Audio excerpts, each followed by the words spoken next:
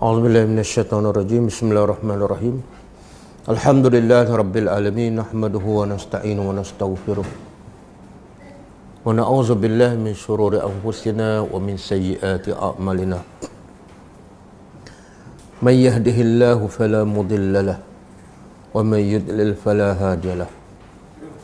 Asyhadu an la ilaha illallah wahdahu la syarika lahu wa asyhadu anna Muhammadan abduhu wa rasuluh.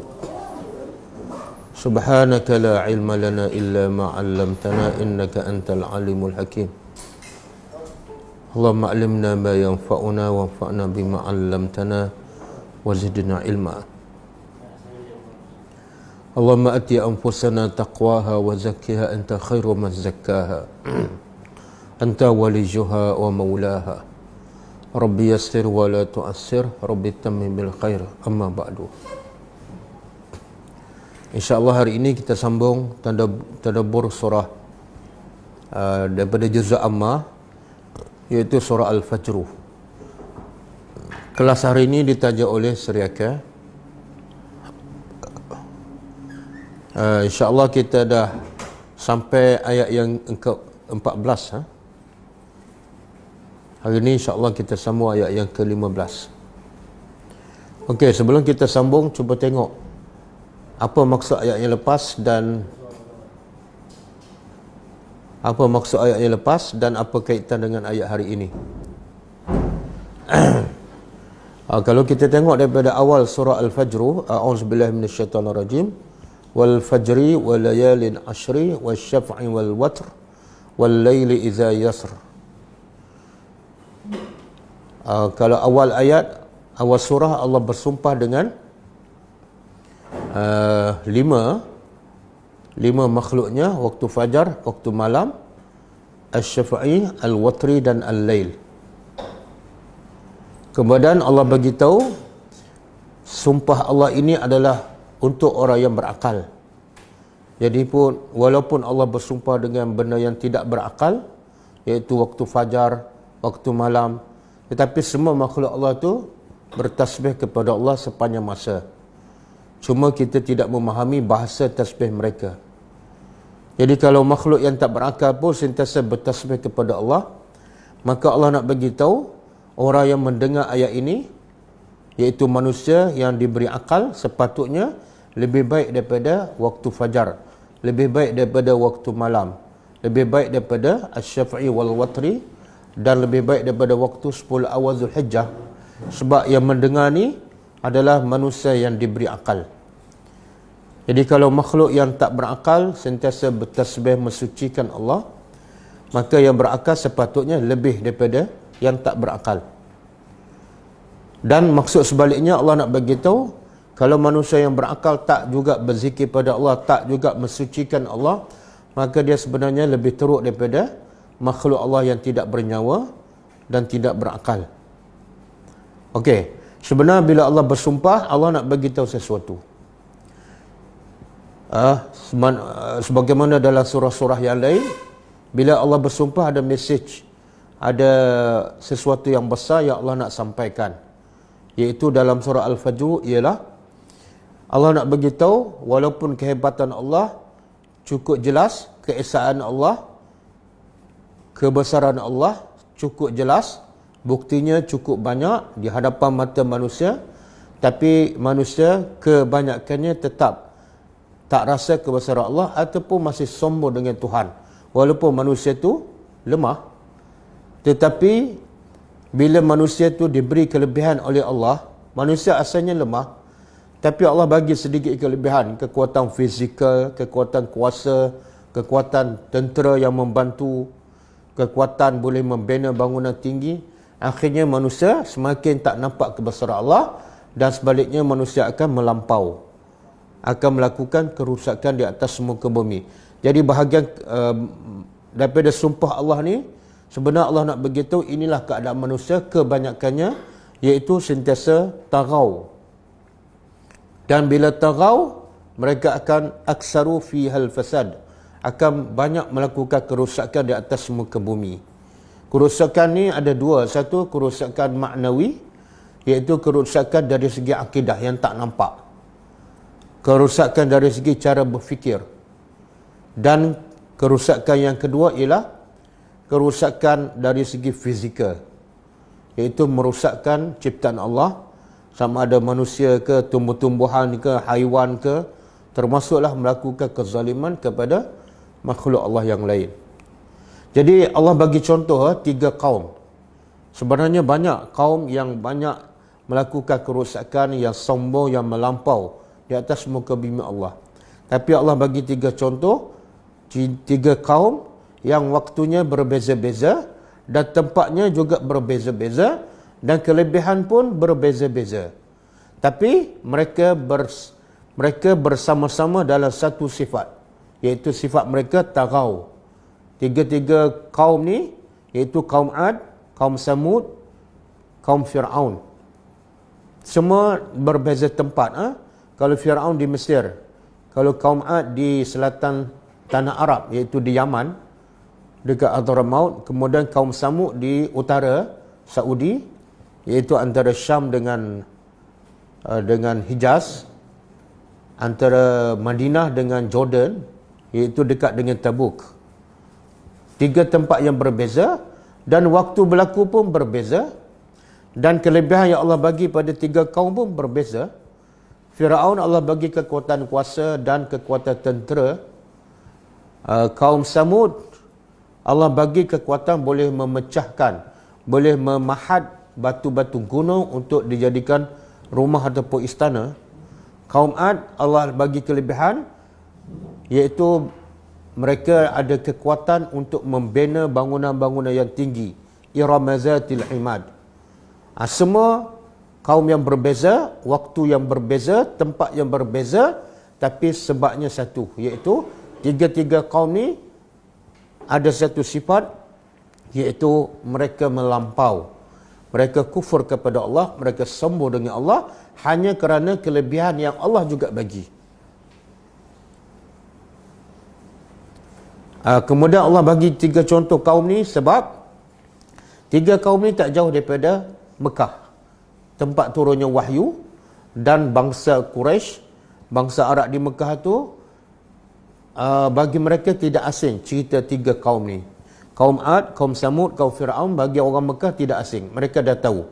Jadi Allah sebut kaum yang dekat dengan mereka dan maklumat yang dah sedia ada kepada orang Mekah. Supaya apa? Supaya mereka lebih senang, lebih mudah untuk mengambil pengajaran. Tetapi malangnya, mereka tetap kufur dan tidak mengambil pengajaran.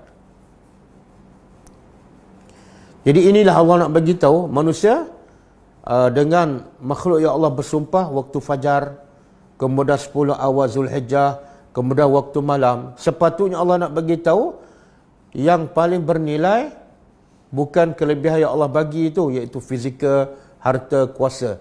Tapi kelebihan yang Allah bagi sepatutnya ialah waktu untuk kita beribadat pada Allah, iaitu waktu fajar, waktu malam, 10 awal Zulhijjah. Itulah harta yang paling mahal bagi orang yang berakal. Sebab tu Allah kata sumpah ni untuk orang yang berakal. Bagi orang tak berakal, bagi mereka waktu fajar tidak ada kelebihan. Yang ada kelebihan pangkat, duit, harta, kekuatan tentera, kuasa dan sebagainya. Waktu malam tak ada kelebihan.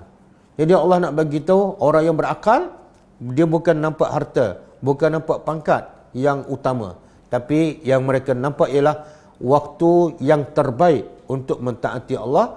Sebab itulah pelaburan yang sangat besar dan penting yang mereka nak bawa untuk menghadap Allah Subhanahu Wa Taala. Okey.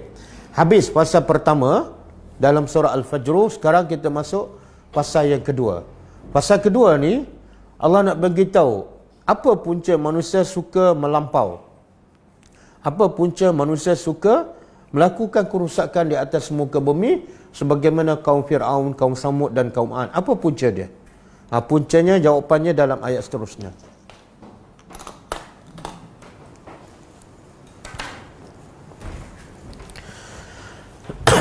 A'udzubillahi minasyaitonirrajim. Fa'ammal insan. Adapun al-insan, manusia. Ahli tafsir mengatakan insan ni adalah umum. Umum. Bila sebut insan, makna dia umum. Tetapi ada sebagian juga ahli tafsir mengatakan walaupun umum, tapi ia lebih khusus kepada mereka yang kufur kepada Allah. Macam wal asri innal insana lafi khusrin. Sesungguhnya manusia dalam kerugian. Manusia yang mana? Yang tak beriman. Jadi biasa kalau sebut insan tu, mana Allah nak beritahu manusia yang kufur kepada Allah, yang tidak mentaati Allah. Okey. Apa sifat manusia yang tak beriman, yang kufur kepada Allah? Sifatnya ialah iza, apabila mabtalahu, ada perkataan tertinggal, mabtalahu rabbuhu kan.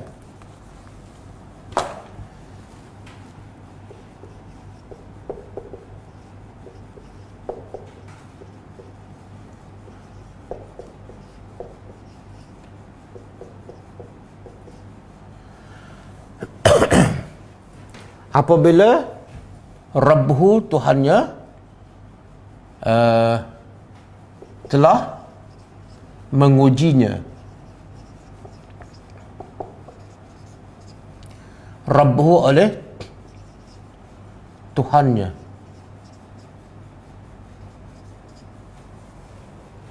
Tengok bahasa. Ada pun manusia apabila Rabbuhu, Tuhannya, mengujinya. Allah tak kata Allah, Allah kata Rabb. Kenapa Allah tak guna perkataan Allah? Sebab pertama Allah nak beritahu Tuhan ni, kalau sebut Allah, maknanya dia Tuhan yang disembah. Jadi kalau Tuhan yang disembah menguji, tak berapa ada nampak kebaikannya. Tapi kalau ganti dengan Allah ialah Rabb, nampak kebaikannya. Sebab apa? Sebab Rabb mana apa?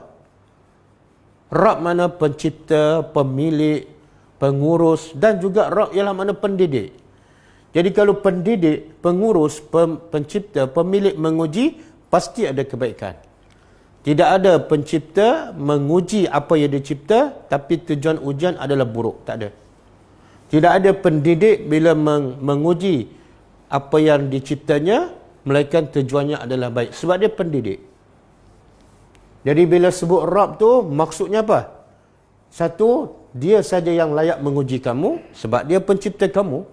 Adapun manusia menguji manusia tidak patut. Sebab dua-dua makhluk dan dua-dua kelemahan.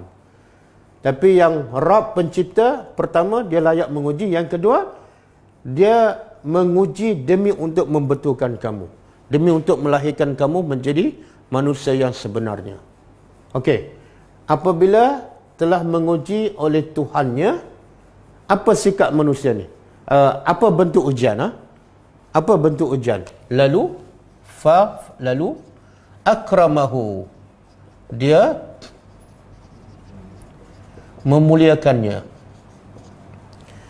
Memuliakannya ni bukan makna Allah muliakan dia, tak. Allah beri kelebihan. Dan dihuraikan dalam ayat yang selepasnya, wa na'amahu, dan dia memberi nikmat. Na'amahu, memberi nikmat padanya.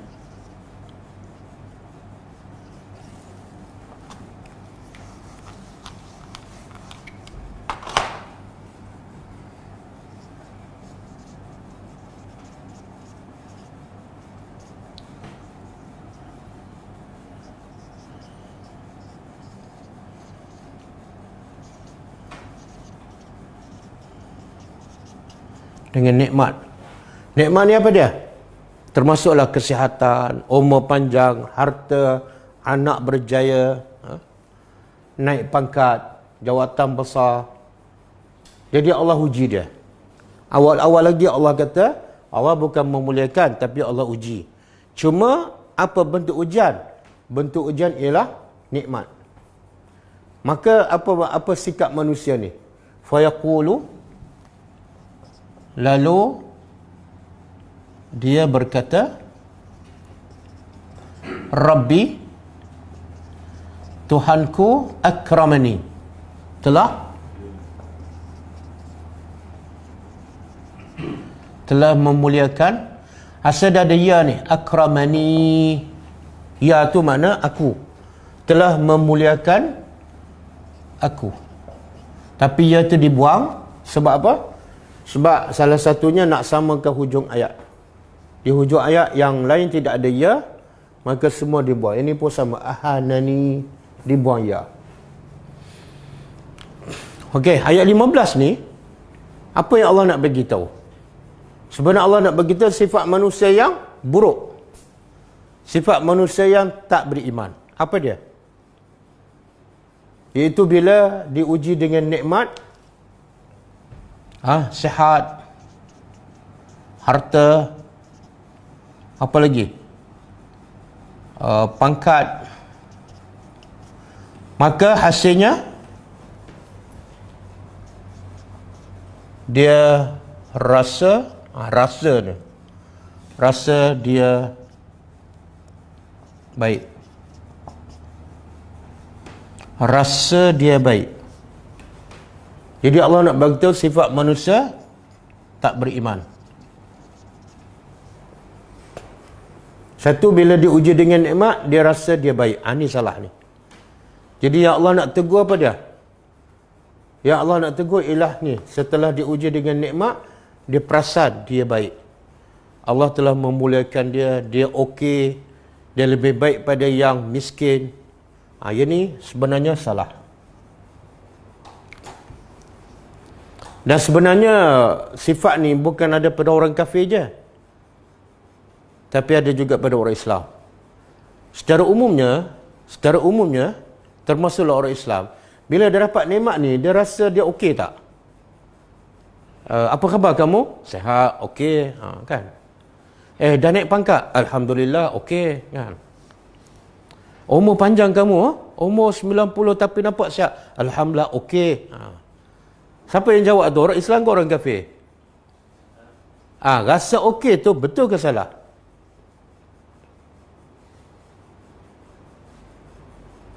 Betul ke salah? Macam okey. Dia mana kalau macam okey, jawapan tak pastilah tu. Dia orang beriman, jawapan kena tegas. Okey. Kalau tak okey, tak okey ustaz. Kalau tak okey, apa yang okey? Betul tak? Bila kita rasa okey. Betul ke salah? Ada tak orang Islam yang beranggapan macam tu? Ada kan? Okey. Bukan setakat ada, memang ramai. Hampir semua macam tu kan? Tapi rasa okey tu betul ke salah?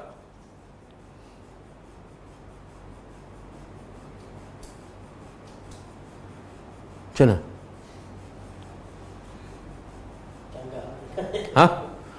Kalau dia rasa okey, bercanggahlah. Allah nak tegur ni. Bila Allah bagi nikmat, dia kata apa? Rabbi akramani. Tuhan memuliakan aku. Dia tak perlu cakap Tuhan memuliakan aku. Bila dia kata aku okey, maksud secara tak langsung ialah Tuhan okeykan akulah. Kan? Berapa banyak duit? Alhamdulillah, cukuplah untuk 20 tahun. Tu rasa okey lah tu. Jadi, betul ke salah rasa tu? Kalau ikut ayat ni, salah. Okey, kalau salah, apa yang sepatut dicakapkan oleh orang beriman bila Allah bagi nikmat?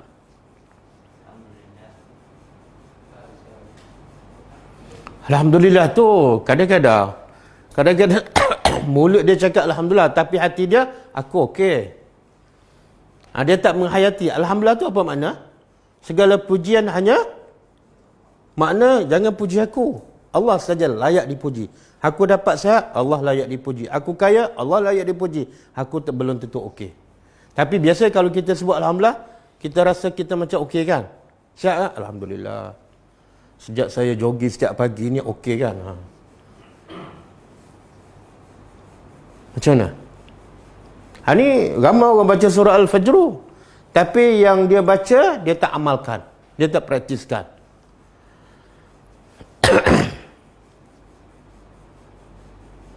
Macam mana? Setuju tak bahawa rasa okey itu salah? Setuju kan? Okey. Apa yang betul? Kita kena betulkan. Kalau benda tu salah, kita wajib betulkan sekarang.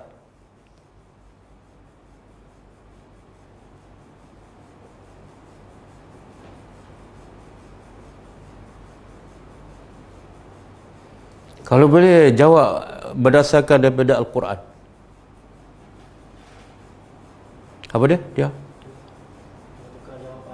Apa dia? Tukar jawapan. Nak tukar jawapan apa? I'm not okay.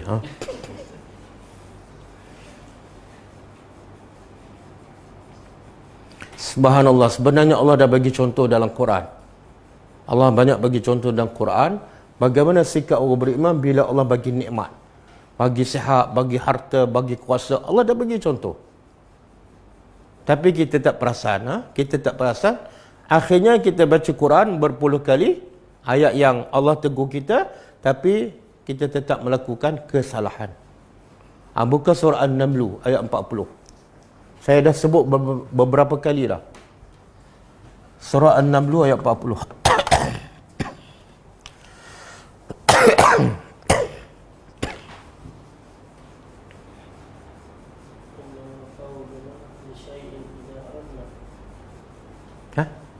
An-Namlu, bukan Nahlu. Namlu semut.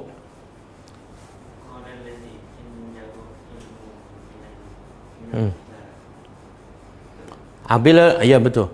Bila Nabi Sulaiman tawarkan siapa nak bawa singgasana Raja Balqis daripada Yaman ke Palestin kan, ke istana Nabi Sulaiman, maka jin Ifrit berkata, aku boleh bawa sebelum kamu bangun daripada tempat duduk. Kemudian ayat 40, yang menawarkan, yang terima tawaran Nabi Sulaiman ialah orang yang diberi ilmu. Tak tahu siapa dia. Jadi Allah nak beritahu apa ni? Kelebihan manusia lebih daripada jin. Sebab apa? Sebab ilmu. Jadi orang yang berilmu kata apa? Aku boleh bawa sebelum mata engkau berkelip.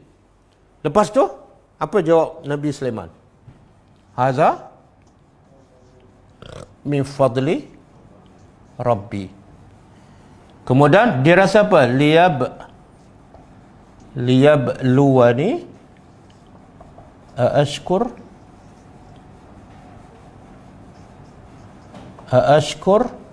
am akfur. Cuba tengok kata Nabi Sulaiman. Nabi Sulaiman ni dengan kita tak payah banding lah. Sebab dia ada kerajaan yang besar. Kemudian Allah bagi kelebihan pada dia. Manusia, haiwan, jin tunduk kepada dia. Angin pun tunduk kepada dia.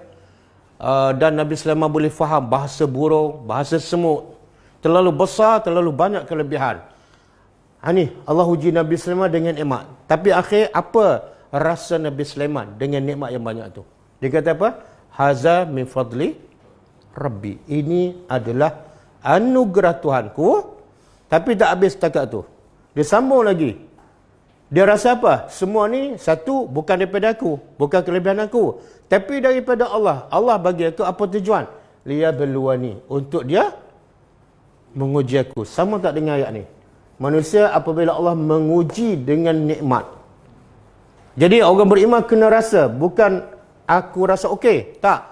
Kena rasa aku sedang diuji. Sebagaimana kata Nabi Sulaiman, untuk Allah menguji aku. Jadi rasa sedang diuji, bukan rasa okey. Hasilnya apa yang Allah nak tengok?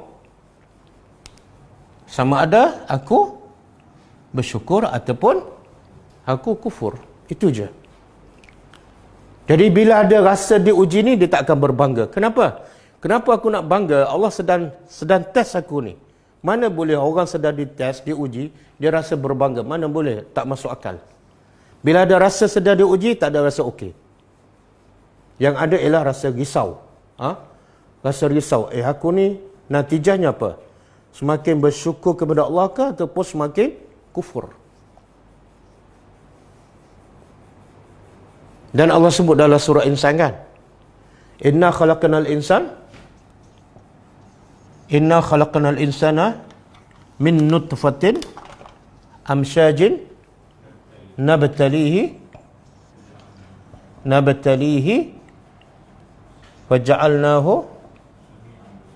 waja'alnahu sami'an basira.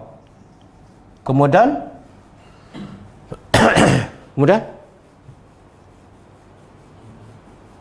inna hadainahu sabila Inna hadainahu sabila imma syakiran atau kafura. Tengok. Allah kata kami jadikan manusia daripada setitik air mani yang bercampur. Tujuannya apa dia? Nabatali, untuk menguji. Ujiannya apa dia? Sama ada nikmat, kekayaan, harta, kuasa ataupun kemiskinan. Untuk melihat apa ni? Imma syakiran, sama ada dia bersyukur ataupun kufur. Sama dengan apa yang disebut oleh Nabi Sulaiman. Allah sedang menguji aku dengan kuasa, dengan pangkat, dengan kelebihan. Semua makhluk tunduk pada aku. Untuk Allah melihat sama ada aku jadi orang yang syakir ataupun orang yang kafur. Ini banyak orang yang tak belajar. Bila ditanya dapat nikmat, sihat dan sebagainya, dia kata saya okey, alhamdulillah. Tapi dia tak sebut apa yang disebut oleh Nabi Sulaiman. Okey, ada satu lagi contoh yang Allah bagi jauh lebih hebat daripada kita dan disebut dalam Al-Quran. Allah bagi satu kerajaan yang sangat besar kepada orang ni, sehingga dia boleh pergi ke hujung timur, ke hujung barat. Dan semua tu diguna untuk menyebarkan agama Allah. Bukan untuk sombong. Siapa ni? Zulkarnain kan? Okey. Bila dia membantu rakyat dia, antaranya ialah dia bantu buat apa? Tembok. Untuk menghalang rakyat dia daripada diganggu oleh Ya'juj dan Ma'juj kan? Okey. Projek tembok tu besar tak? Ada tak projek tembok yang dibuat oleh Zulkarnain macam sekarang? Tak ada kan? Tak ada. Projek hebat macam mana sekalipun sekarang tak boleh lawan projek tembok Zulkarnain. Sebab apa? Sebab tembok Zulkarnain yang dibina dengan besi itu begitu tinggi sampai taraf sama dengan bukit dan sampai hari ini tak runtuh. Besar tak? Okey, lepas Zulkarnain bina tu apa ucapan Nabi? Sekarang Allah sedang menguji Zulkarnain ketika itu, iaitu Allah bagi kelebihan pada dia, kuasa dan hati baik untuk membantu rakyat dan kehebatan dia boleh membina tembok yang besar. Tapi lepas tu apa ucapan Zulkarnain? Dia kata apa? Ini projek saya. Ini kelebihan saya. Dia cakap apa? Ini projek kerajaan saya. Dia kata apa? Dalam surah Al-Kahfi.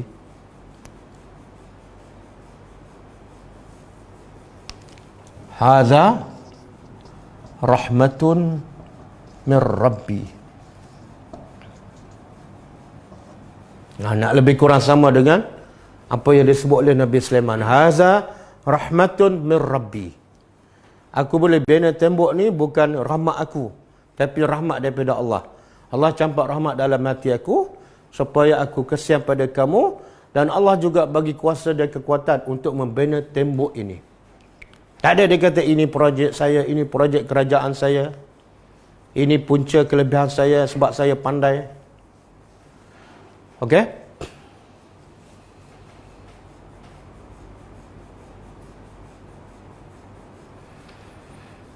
Jadi betul kan? Okey, saya nak bagi contoh pula. Ada manusia yang bila Allah uji dengan nikmat, dia kata Rabbi akramani, Tuhan memuliakan aku. Dan akibatnya Allah hancurkan dia, Allah hancurkan harta dia. Allah sebut juga dalam Al-Quran. Kisah siapa ni? Apa? Qarun. Surah apa? Apa ayat-ayat Qarun ni? Ayat Qarun yang dia tak kata Rabbi akramani, tapi ayat dia membawa maksud Rabbi akramani. Apa ayat tu? Sebab Allah sebut ayat tu yang disebut oleh Qarun, yang itulah menyebabkan Allah menghancurkannya dengan hartanya sekali. Buka surah Al-Qasas ayat 78. Surah Al-Qasas ayat 78.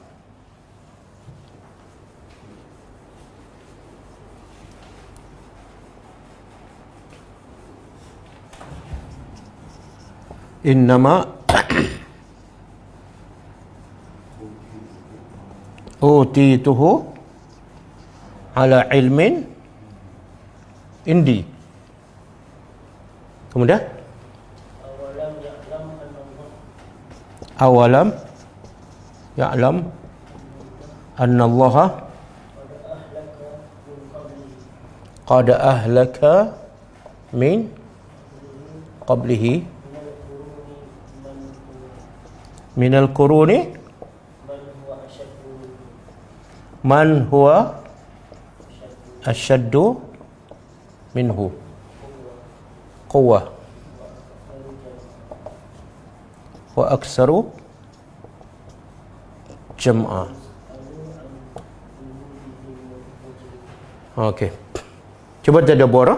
Ini contoh Allah kata perangai manusia bila diuji dengan nikmat, dia akan sombong, dia akan rasa Allah suka pada dia. Contohnya ialah Qarun. Okey, apa nikmat yang Allah bagi pada Qarun? Allah sebutkan dalam Quran, detail lah. Apa dia antaranya? Allah bagi harta yang banyak kan, tapi Allah tak sebut harta tu banyak mana. Allah nak gambarkan harta Qarun terlalu banyak melalui apa dia? Kunci. Kunci itu dipikul oleh beberapa orang yang gagah perkasa. Kalau kunci gedung, harta Qarun dibawa oleh orang yang gagah, makna kunci dia besar tak? Bila sebab besar lah kena bawa oleh orang ramai yang kuat kan. Kalau kunci itu besar, menggambarkan apa? Menggambarkan apa? Kalau kunci itu besar dan berat, menggambarkan apa? Gedung tu lagi besar daripada kunci lah. Mana ada kunci lebih besar daripada gedung? Kalau kunci besar, mana gedung lagi besar. Kalau gedung lagi besar, harta Qarun lagi banyak. Tapi akhirnya dia berbangga, fayaqulu rabbi akraman. Tapi ayat dia apa dah? Innama, sesungguhnya, hanyalah utituhu, aku diberi ilmu, ala ilmin indi, disebabkan ilmu yang aku ada. Itu ayat fayaqulu rabbi akraman. Aku boleh jadi kaya ni sebab ilmu aku. Aku belajar MCKK, kemudian pergi UK kan, kemudian dapat tawaran, kemudian aku bekerja keras pagi, petang, siang, malam, sebab tu aku jadi kaya. Puncanya ilmu. Ini ayat, contoh ayat fayaqulu rabbi akraman. Allah memuliakan aku sebab ilmu aku, sebab usaha gigih aku.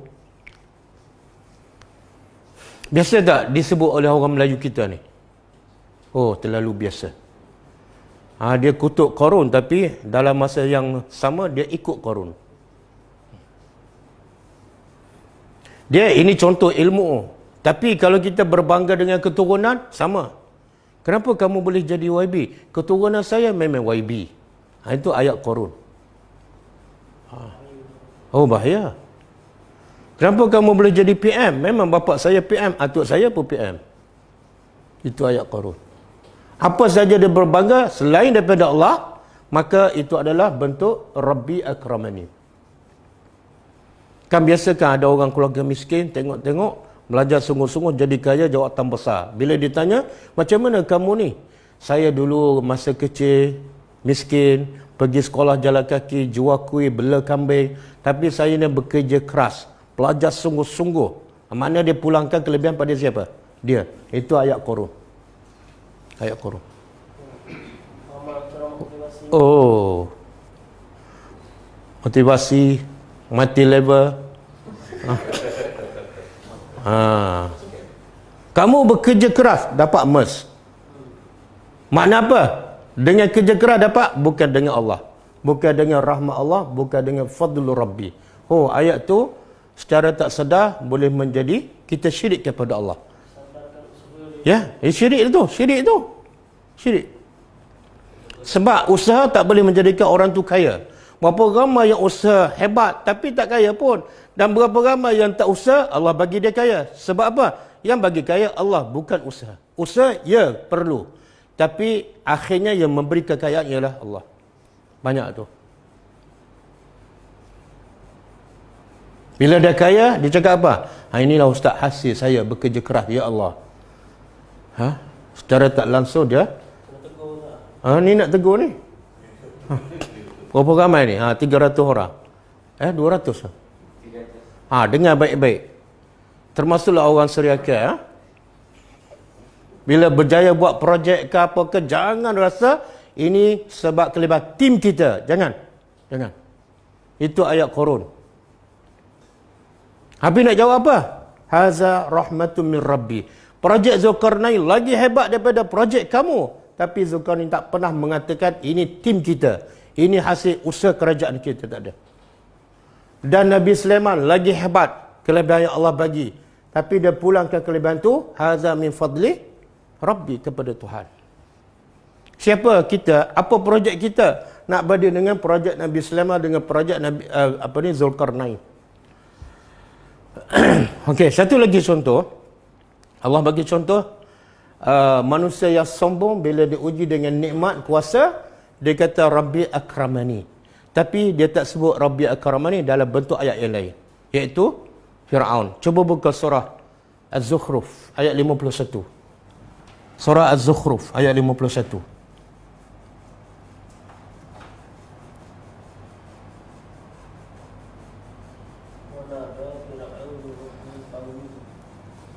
Wanada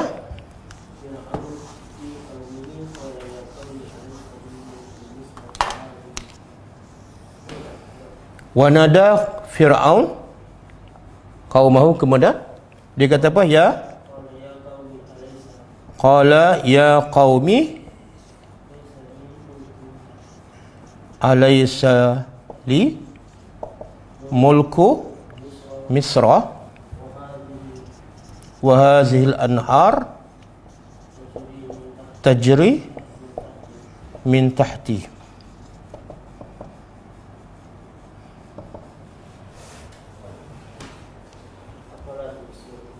Afala tubsirun. Okey. Ini bentuk manusia yang bila diuji nikmat dia kata Rabbi akramani.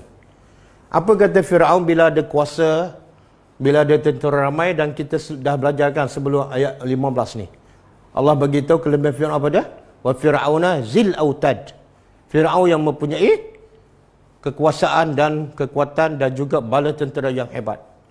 Akhirnya dia berbangga, dia kata apa? Qala ya qaumi, wahai kaum aku, alaysa li mulku Misra, bukankah apa dah? Li. Ni. Bukankah milik aku kerajaan Mesir? Milik aku. Dia kerajaan Fir'aun dengan kerajaan Zulkarnain mana lebih besar? Fir'aun. Mana ada? Mana lebih besar? Zulkarnain lah. Zulkarnain kan ada, Allah cerita dia pergi ke timur, hujung timur, kemudian pergi pula ke hujung barat. Tapi Zulkarnain tak pernah kata haza hukumati, ini kerajaan adalah li. Tak, dia kata ini rahmat daripada Tuhanku. Kerajaan Nabi Sulaiman pun lagi hebat daripada kerajaan Fir'aun. Tapi dia tak kata ini adalah kerajaan aku. Tapi Fir'aun, alaysa li mulku Misra, bukankah ini kerajaan Mesir milik aku? Sebut milik aku, itu ayat Fir'aun.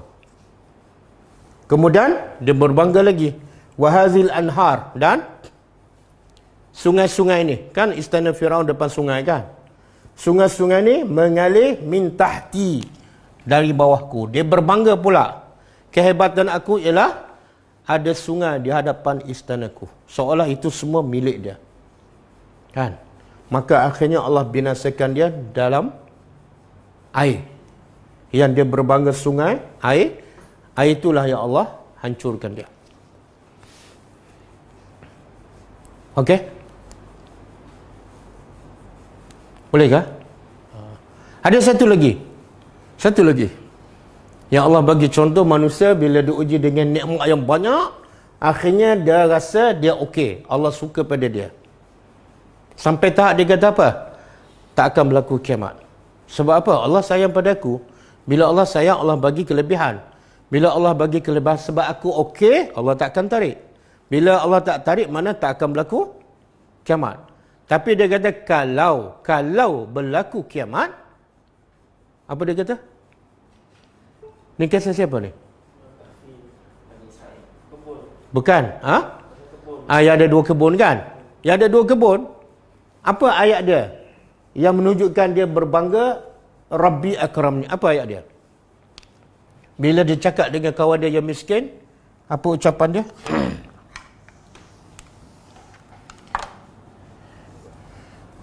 Ana aksaru minka malan wa a'azzu nafara.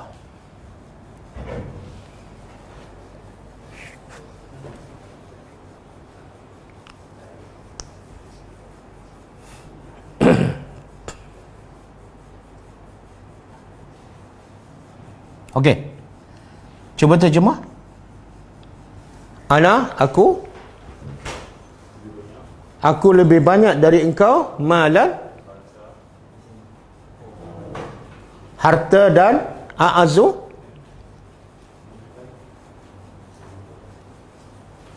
aku lebih banyak dari engkau harta, dan wa a'azu nafara, dan lebih apa dia a'azu nafara?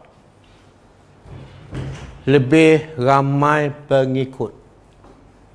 Kalau kita ada syarikat besar, aku paling ramai staff. Kalau ustaz pula, aku lagi paling ramai pelajar. Termasuk semua ni. Ini bentuk ayat Rabbi akramani.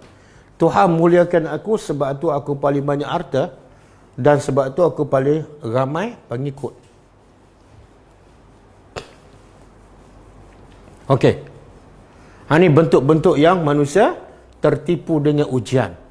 Allah nak uji tapi dia rasa Allah nak memuliakan dia. Salah. Beza Allah uji dengan Allah memuliakan. Salah tu. Betulkan cara kita berfikir. Apa saja nikmat sebenarnya bukan Allah nak memuliakan, tapi Allah sedang menguji kita. Sebab itulah kata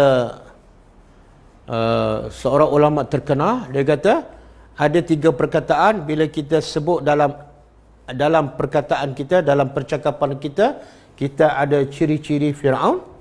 Ini ayat siapa ni? Innama utitu ala ilmin indi. Ini ayat siapa? Qarun. Yang kedua ni ayat siapa? Fir'aun. Yang ketiga, pemilik kebun kan? Jannataini.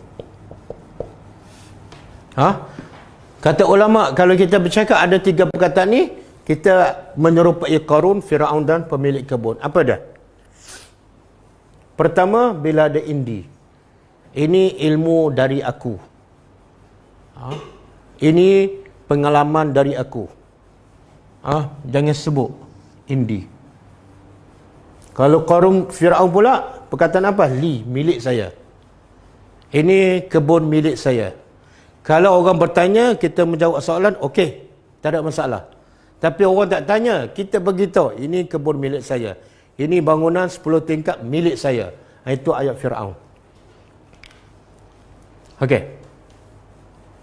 Kamu ada kereta berapa biji? Saya ada 5 biji. Tak apa, itu menjawab soalan. Saya ada 5 biji dan nak beli lagi 10 biji. Itu tambah. Okey, ayat ni, pemilik kebun, ada perkataan apa?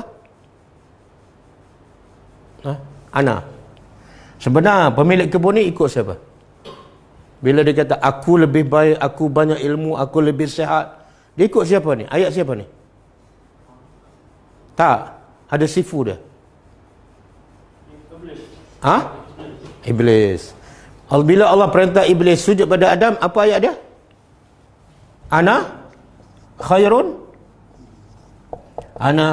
minhu. Ana. Sebut ana. Saya sejak balik Mekah ni selalu pergi solat Jumaat di masjid. Jangan. Okey? Berlaku tak dalam kehidupan orang Islam ni? Berlaku kan? Biasanya orang Islam bila ditanya pasal nikmat, dia jawab apa? Hadza min fadli rabbika ana. Ataupun li kan? Ataupun indi.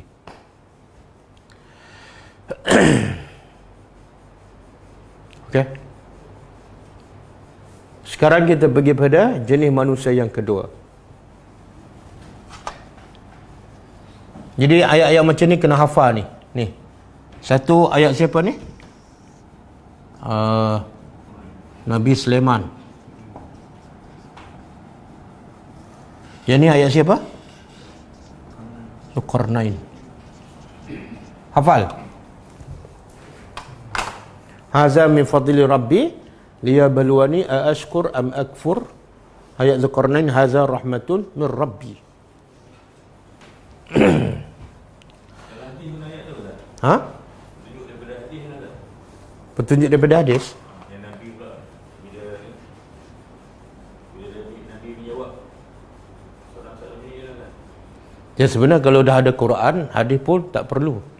Sebab semua hadis itu datang daripada Al-Quran. Ataupun ada Quran dah jelas, takkan kita nak cari hadis, kecuali memang ada hadis lah, tapi saya tak jumpa. Dia sumber utama untuk syariat Islam apa dia? Al-Quran. Okey. Golongan kedua, wa amma, dan adapun iza mabtalahu, apabila mabtalahu, apa yang dia, iaitu Allah, mengujinya,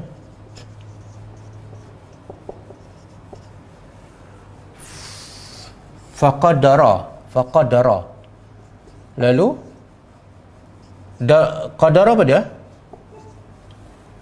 Qadara mana dia menyempitkan. Qadara kalau mudhari' dia yaqduru. Mana dia menyempitkan.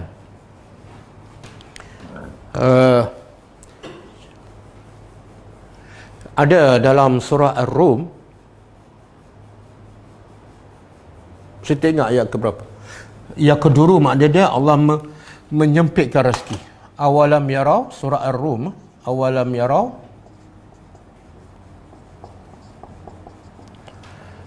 annallaha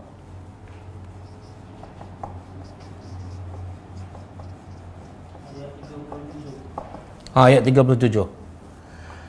Awalam yarau annallaha yabsutur rizqa liman yasha.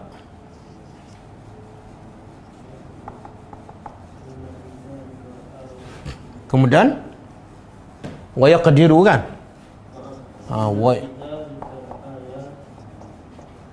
Wa yaqdiru, kemudian inna fi zalika la ayatin liqaumin yu'minun. Cuba tengok. Awalam yarau, cuba terjemah. Apakah tidak mereka melihat ataupun memikirkan? Lebih tepat memikirkan. Banyak ayat Quran mengajak manusia supaya berfikir. Tidakkah mereka berfikir apa dia? Annallah, sesungguhnya Allah yabsutu. Yabsutu apa dia? Melapangkan. Basata, menghamparkan. Jadi yabsutu makna melapangkan rezeki. Liman yasha, pada siapa yang dia kehendaki. Kemudian wayaqdiru, dan lawan yabsutu, menyempitkan. Ini daripada ni qadara. Kalau qadara fa'il madhi, yaqdiru fa'il mudhari'. Kemudian Allah kata apa? Inna fi zalika la ayatin liqaumin, sesungguhnya pada demikian itu adalah pasti ada tanda-tanda kebesaran Allah bagi siapa? Kau yang beriman. Apa tanda kebesaran Allah tu? Apa yang Allah nak bagi tu dalam ayat ni?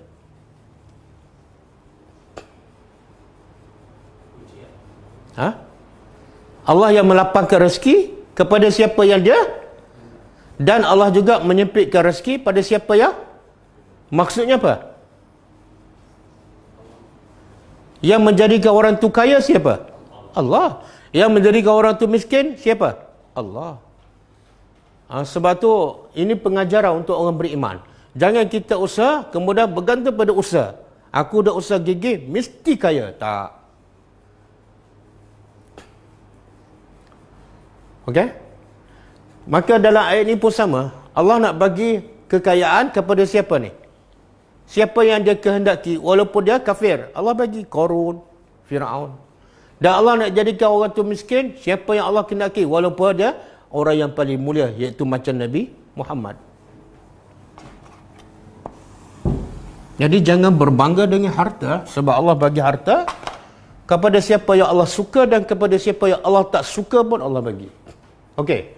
Jadi manusia yang kedua, bila Allah mengujinya lalu sempitkan, Allah sempitkan ke atasnya rezekinya. Maka sikapnya pula apa dah? Allah sempit ke atasnya rezekinya. Fayaqul, lalu dia berkata, Rabbi, Tuhanku, ahanan, telah ahanan apa dia? Menghinaku. Jadi sama, kalau akraman memuliakan, ahanan lawan dia. Ini salah tanggap yang kedua manusia. Salah tanggap yang kedua manusia.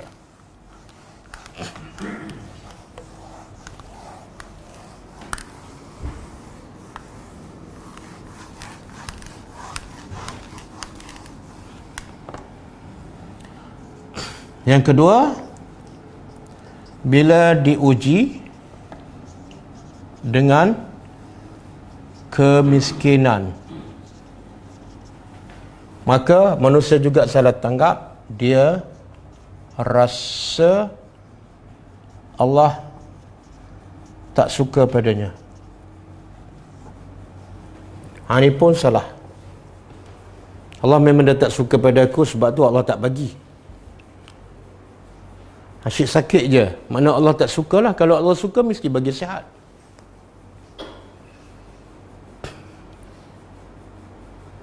Jadi dua-dua ni salah. Ha? Puncanya apa dia? Apa punca dua-dua golongan manusia ni salah tangkap? Apa punca dia?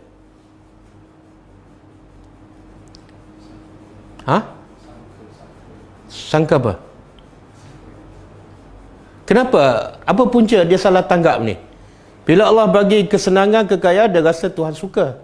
Bila Allah tak bagi kekayaan, dia rasa Tuhan tak suka. Apa punca dia? Ha? Betul, punca yang paling utama ilmu lah. Tapi puncanya ialah sebab manusia menganggap mulia manusia sebab harta. Mulia manusia sebab harta dan pangkat. Bila tak ada harta, dia anggap benda tu tak mulia lah. Betul kan? Betul. Jadi bila Allah bagi harta, dia kata, ni baru betul. Bila Allah miskinkan dia, ni tak betul. Tapi orang beriman, kalau kita kait dengan awal surah kan? Awal surah. Allah kata apa? Wal fajri walayalin ashri kan? Kemuliaan orang beriman apa dia? Waktu beribadat tu. Bukan harta. Harta menjadikan Qarun, kaum Samud, kaum Ad hancur.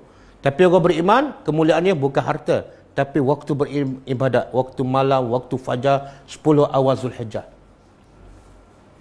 Okey, kemudian kalla, sekali-kali tidak.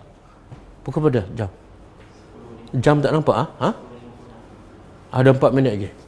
Kalla, sekali-kali tidak.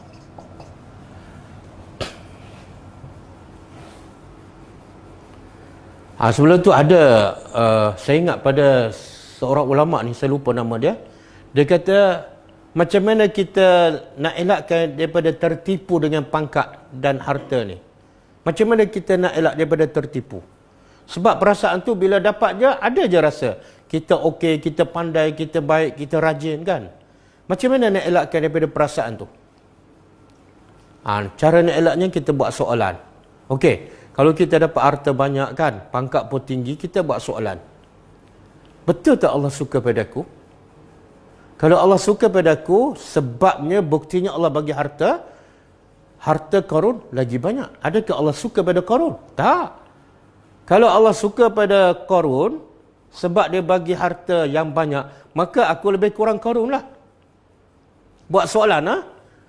Allah bagi harta ni sebab Allah suka ke tak? Kalau Allah suka, maka Allah bagi harta, maka Qarun Allah sukalah. Tak. Allah bagi Qarun harta bukan sebab Allah suka, tapi Allah nak uji. Maka Allah bagi harta pada aku pun sama, bukan sebab aku baik. Sebenarnya Allah nak menguji. Kalau Allah bagi kemiskinan pula, buat soalan yang sama. Allah bagi aku miskin, Allah bagi aku sakit ini, adakah sebab Allah tak suka? Kalau sebab Allah tak suka, adakah Allah tak suka pada Nabi Muhammad yang Allah bagi Nabi Muhammad miskin? Adakah Allah tak suka? Tak. Maka pada aku pun Allah bukan tak suka. Kalau sebab sakit, Allah bagi aku sakit, adakah itu tanda Allah tak suka? Buat soalan. Kalau Allah tak suka Allah bagi sakit, maka Nabi Ayub sakit 18 tahun, adakah sebab Allah tak suka? Bukan. Allah sayang pada Nabi Ayub, tapi Allah bagi sakit. Maknanya Allah bagi sakit bukan tanda Allah tak suka, tapi Allah nak menguji.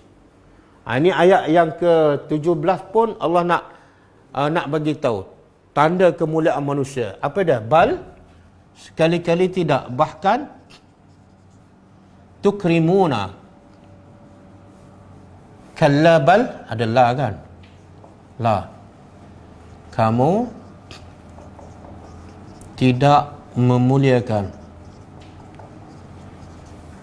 al-yatim, anak yatim.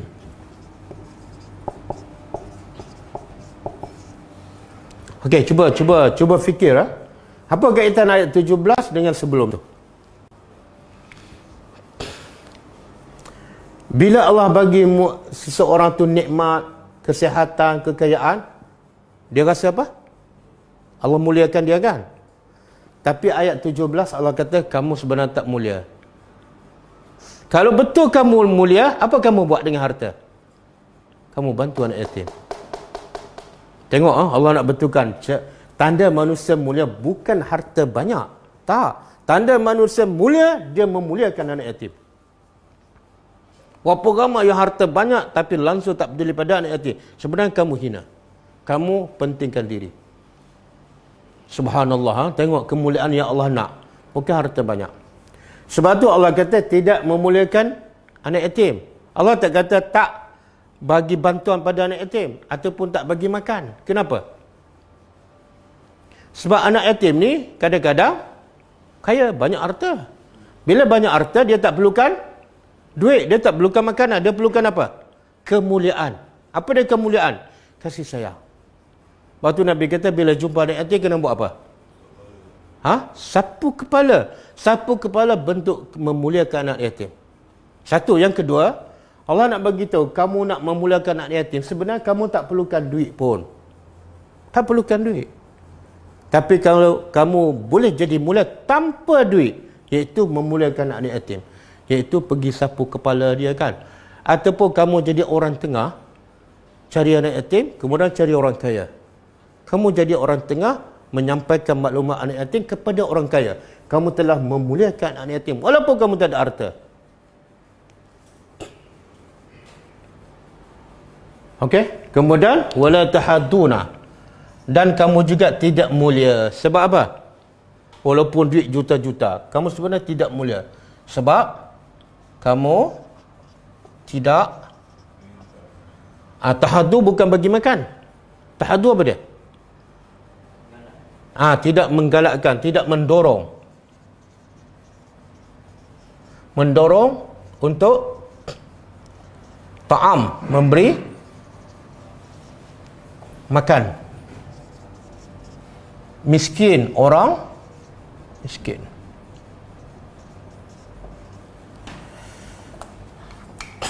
Okey. Tengok bahasa kita tadabbur. Kenapa Allah kata tidak mendorong bagi makan? Allah tak kata tidak bagi makan. Beza tak? Tidak bagi makan dengan tidak mendorong. Beza, apa beza dia? Apa yang Allah nak bagi tahu ni dengan perkataan tidak mendorong?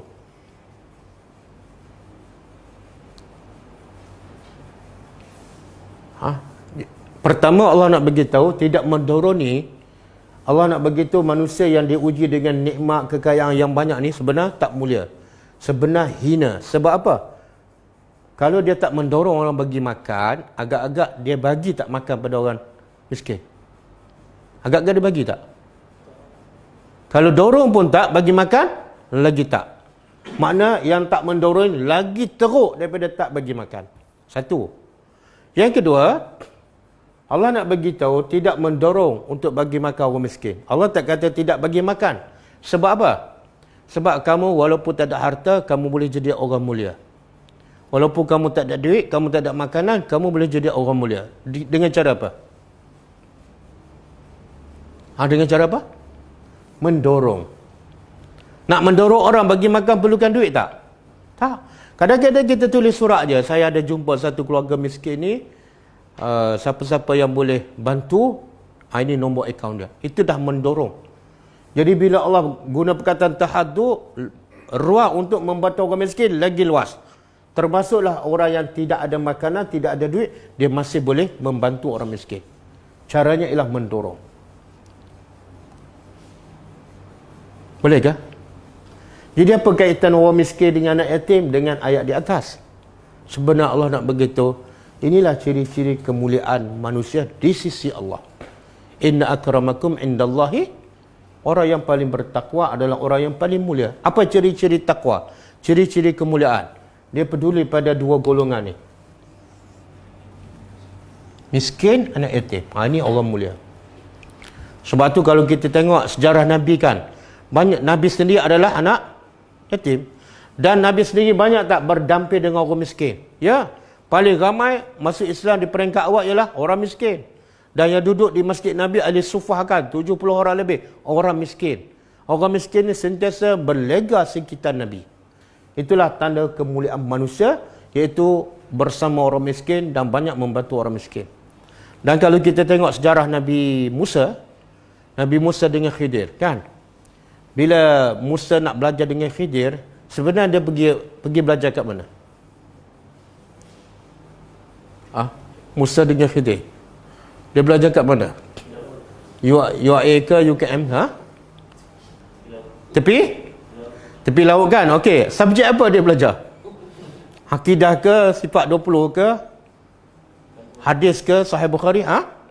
Subhanallah. Pertama subjeknya ialah bantu orang miskin. Siapa? Yang kapal pecah tu. Kapal pecah siapa? Orang miskin. Kemudian yang kedua, dia bunuh budak kan? Sebenarnya bunuh budak tu bantu orang, tapi bantu yang lebih besar daripada bantu orang miskin. Bantu apa tu? Bantu akidah. Bantu selamatkan orang daripada azab Allah. Cuma caranya peliklah sikit. Yang ketiga, dia bantu siapa? Anak yatim. Siapa ni? Bukan JKK ni. Nabi Musa pergi belajar tepi laut, buat kerja ni. Bantu anak yatim, bantu orang miskin. Menunjukkan apa? Inilah kerja yang paling mulia. Dan dia bantu Musa ni, bila dia bantu orang miskin, bantu anak yatim, banyak tak dia bawa dana? Berapa puluh ribu? Ada tak dia buat kutipan untuk bantu anak yatim? Tak ada. Apa dia bawa? Mana ada? Dia bawa apa? Tak ada dia bawa. Dia bawa ikan sebelah kan? Ikan sebelah dia bawa. Itu pun ikan masuk ke laut. Lepas tu tak ada apa pun, tapi masih membantu anak yatim dan miskin. Apa pengajarannya? Sebenarnya nak bantu anak yatim dan orang miskin, sebenarnya kadang-kadang tak perlukan dana yang banyak. Boleh faham?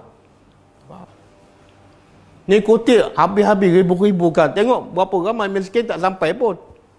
Kan? Mati kebuluran. Jadi Allah nak kata sebenarnya, kalla balla tukrimun. Kamu tak mulia. Dengan duit banyak, kamu belum mulia. Pangkat tinggi, kamu belum mulia. Harta juta-juta, belum mulia. Sehinggalah kamu membantu memuliakan anak yatim dan kamu bagi makan orang miskin. Ataupun mendorong untuk bagi makan orang miskin.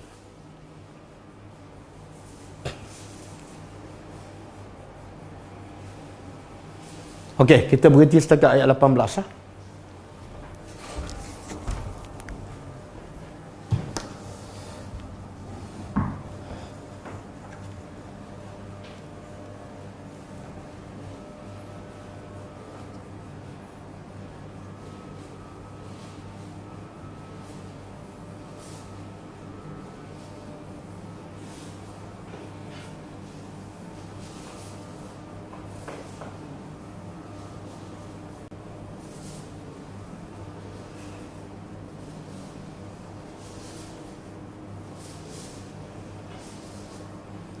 Soalan, benarkah hadis berikut?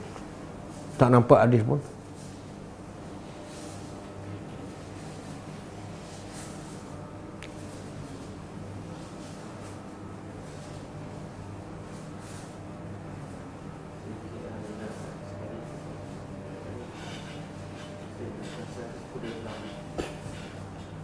Zikir Alhamdulillah 100 kali selepas subuh dan 100 kali selepas asar.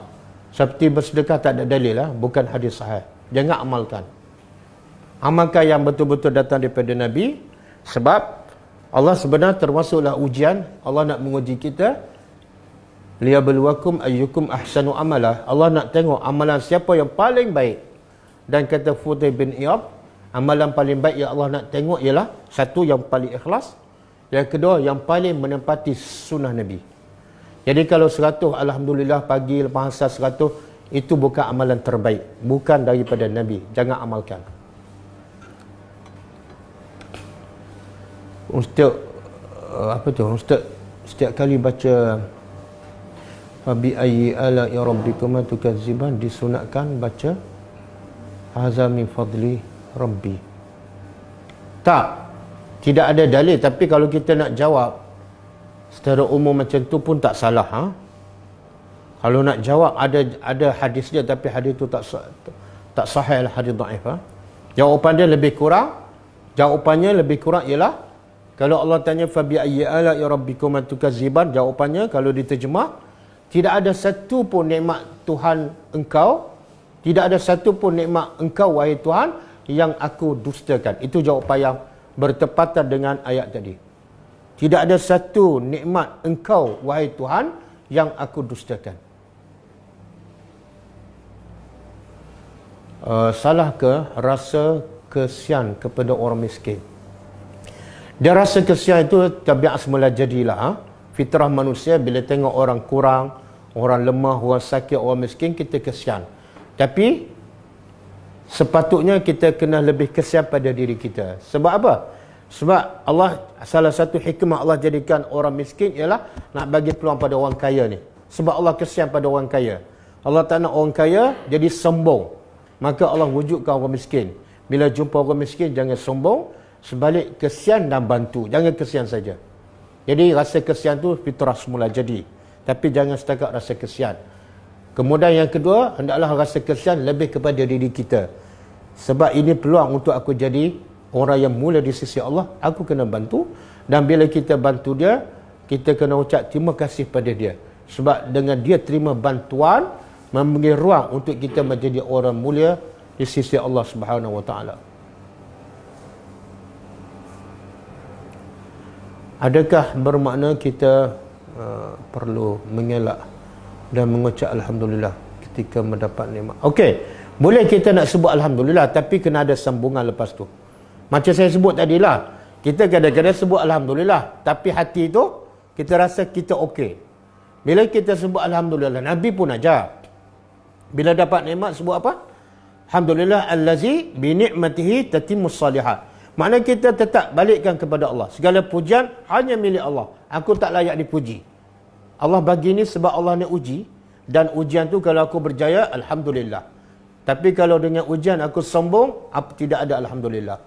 Jadi sebut Alhamdulillah allazi bi ni'matihi tatimmus salihat. Segala pujian bagi Allah yang dengan nikmatnya, bukan nikmat aku, akan lengkaplah segala perkara yang baik.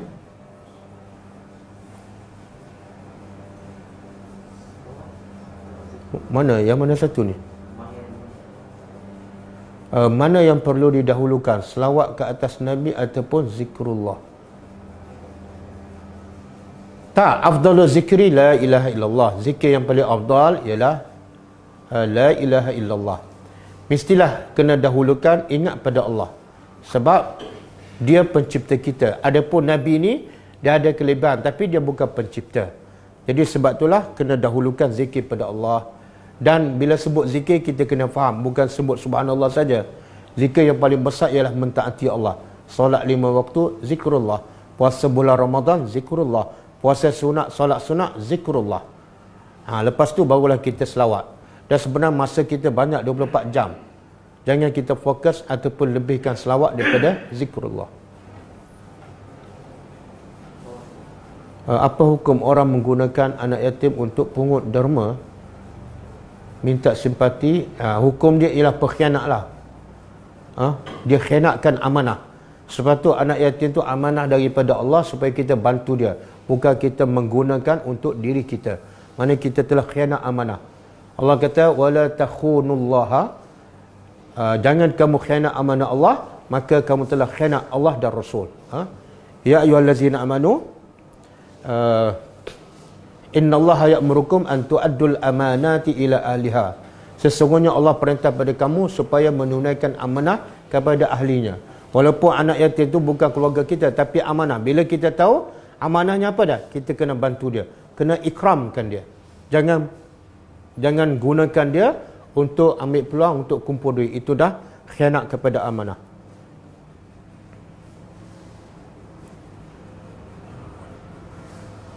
Dah. Tak ada. Kelas akan datang besok insya-Allah pukul 10.30. Kita tutup dengan membaca tasbih kafarah. Subhanakallahumma wa bihamdika asyhadu an la ilaha illa anta astaghfiruka wa atubu ilaik. Assalamualaikum warahmatullahi wabarakatuh.